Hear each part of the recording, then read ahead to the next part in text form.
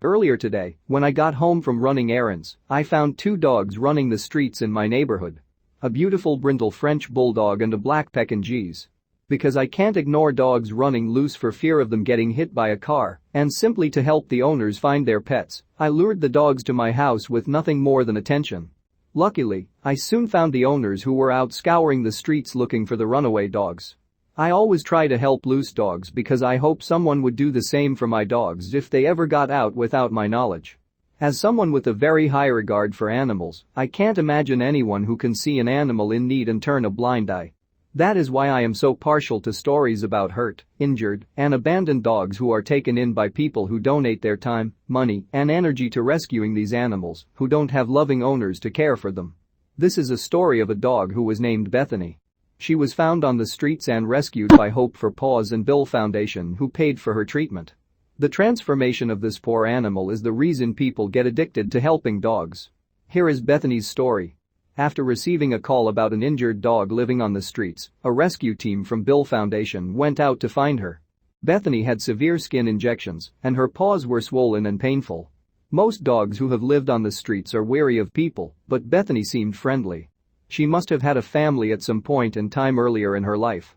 We will never know how she ended up in this condition, living on her own. Here she was, safely in the car and headed towards the beginning of a new life. You couldn't even tell what type of dog she was because she was missing so much fur due to parasites.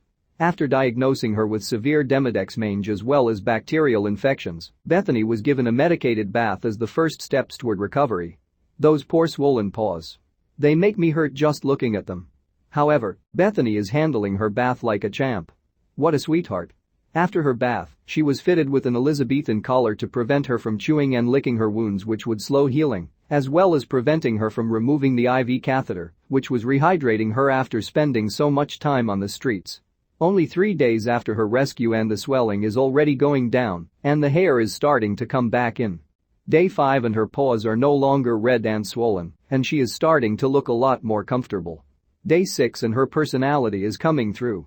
She is looking and acting like the beautiful dog she is. Day 36 and you would never know, a little over a month ago she was living on the streets and so weak she could hardly stand. What I love about dogs is that they are so loving and forgiving, even after going through hell. Her story hasn't kept her from finding happiness with her foster family. She is happy and healthy and has made lots of doggy friends in her foster home. If everyone who ever got a dog, from a breeder or from the pound, kept them forever, it would significantly cut down the number of dogs that wind up at the shelters or on the streets like Bethany. I pray that Bethany finds a forever home. And I hope that everyone who is able will donate to Hope for Paws to ensure they are always able to rescue animals in need.